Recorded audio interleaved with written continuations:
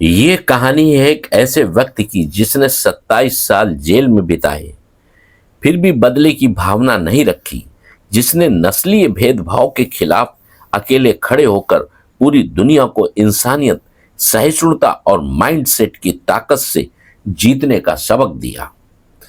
यह कहानी है नेल्सन मंडेला की। अफ्रीका के एक छोटे से गांव से निकलकर दुनिया के महानतम नेताओं में गिने जाने वाले एक व्यक्ति की कहानी, जिसने सिद्ध कर दिया कि मन, आत्मा और सोच की ताकत किसी भी परिस्थिति को बदल सकती है। नेल्सन मंडेला का जन्म 28 जुलाई 1918 को दक्षिण अफ्रीका के मेजो नामक गांव में हुआ था। वे एक जनजातीय मुखिया के बेटे थे, लेकिन उनके बचपन में ही उनके पिता का देहांत हो गया। उनकी मां ने उन्हें मिशनरी स्कूल में भेजा, जहां उन्होंने पहली बार नस्लीय भेदभाव को महसूस किया। स्कूल में गोरे और काले छात्रों के बीच फर्क साफ दिखाई देता था, लेकिन मंडेला का पढ़ाई ध्यान में लगा रहा। उनका सारा ध्यान अपनी स्टडी में था। उन्होंने मन में ठान लिया था कि वे कुछ बड़ा करेंगे। दक्षिण अफ्रीका में उस वक्त अपार्थेड नामक नीति लागू थी, जिसके तहत गोरे लोग काले लोगों को इंसान नहीं बल्कि गुलाम जैसा मानते थे। काले लोगों को गोरे लोगों के स्कूल में पढ़ने की इजाजत नहीं थी। अच्छे अस्पतालों या पार्कों में जाने की अनुमति नहीं थी। उन्हें वोट देने का अधिकार नहीं था। नेल्सन मंडेला ने कानून की पढ़ाई की और वकील बने, लेकिन उनके दिल में इस अन्याय के खिलाफ आग जलने लगी। 1940 के दशक में अफ्रीकी नेशनल कांग्रेस ANC से जुड़ गए।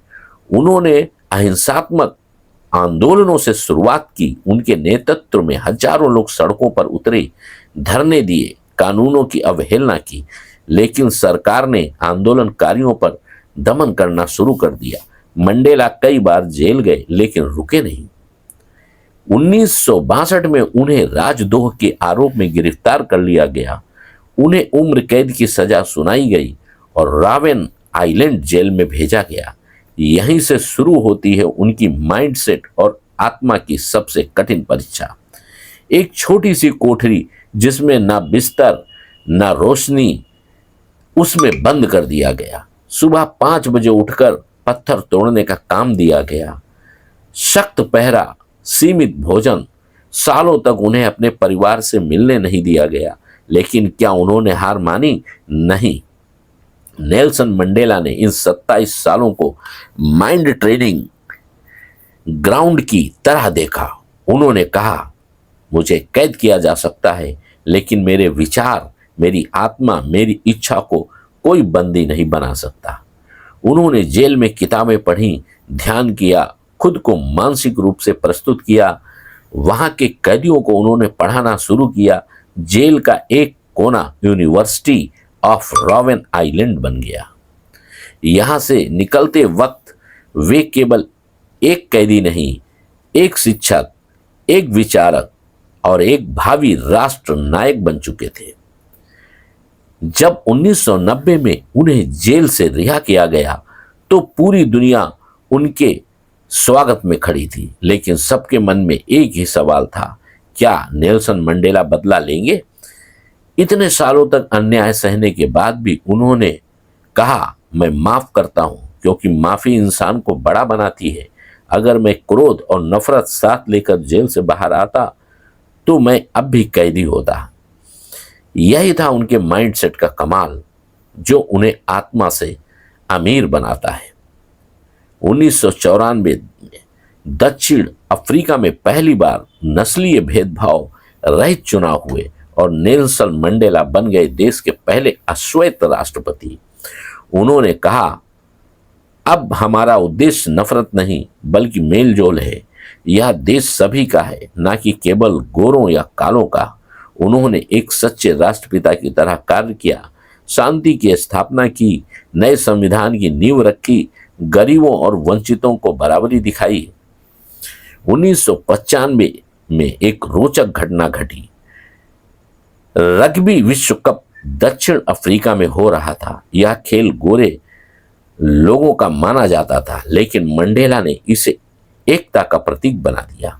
उन्होंने अफ्रीकी टीम को समर्थन दिया, खिलाड़ियों को प्रोत्साहित किया और फाइनल में जब उनकी टीम जीती तो मंडेला ने उसी टीम की जर्सी पहनकर मैदान में जाकर उन्हें बधाई दी। पूरे देश में भावनाओं का ज्वार उमड़ पड़ा।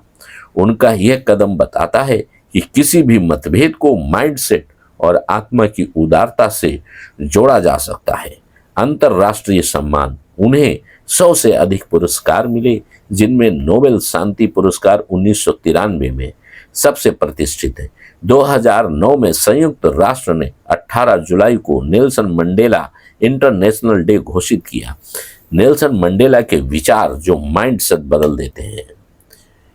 If always seems impossible until it's done, यह हमेशा असंभव लगता है जब तक वो पूरा नहीं हो जाता। Resentment is like drinking poison and hoping it will kill your enemies. दोबारा से इस चीज को सुने। Resentment is like drinking poison and hoping it will kill your enemies. क्रोध और घृणा जहर पीने जैसा है और उम्मीद करना कि दुश्मन मरेगा, इस चीज को इसलिए दोहराते हैं कि ये कोटेशंस हर इंसान अपने जीवन में उतार सकता है। हमको आपको भी चाहिए। Education is the most powerful weapon which you can use to change the world. शिक्षा सबसे शक्तिशाली हथियार है जिससे आप दुनिया बदल सकते हैं। मेरे दोस्तों, ये छोटी छोटी चीजें इंसान को बड़े बड़े परिवर्तन में परिवर्तित कर देती हैं। कहानी का सार, मन, आत्मा और माइंडसेट से रिच बनना। नेल्सन मंडेला की कहानी यह बताती है कि सच्ची समृद्धि पैसों से नहीं, विचारों, आत्मबल और सेवा की भावना से आती है। उन्होंने यह सिद्ध किया, परिस्थितियां चाहे जैसी भी हो, मन की शांति सबसे बड़ी है। सच्ची ताकत बदले में नहीं, माफी देने में होती है। जब आप दूसरों के लिए सोचते हैं तो आप मानवता के असली रत्न कहलाते हैं।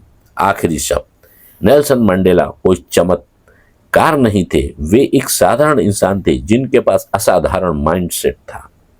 उनकी कहानी आज भी हर उस इंसान को प्रेरणा देती है जो संघर्ष कर रहा है, जो खुद को टूटा हुआ महसूस करता है या जो सोचता है कि उसका कोई महत्व नहीं है। अगर आप चाहें तो आप दुनिया के सबसे बड़े व्यक्ति हैं अगर आपने ऐसा सोच लिया। और मेरे दोस्तों, ये वीडियो के साथ मैं आपको अपना अनुभव एक पंक्ति शेयर कर रहा हूँ, मेरी नोट कर लेना। मैंने वो चीज़ अपने जीवन में अनुभव की है। आप छोटे नहीं हो, आप सबसे बड़े हो। आप अपना विश्वास कभी खोए नहीं।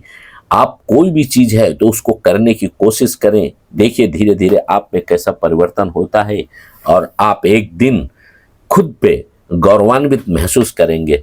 Thank you all. इस वीडियो को लाइक करें, शेयर करें और आइकॉन का बटन जरूर प्रेस करें। मेरे दोस्तों, ये बहुत ज़रूरी है। इससे हमें मोटिवेशन भी मिलता है और आपके साथ जुड़ने में मुझे बहुत ही सहजता और आनंद महसूस होता है। Thank you all.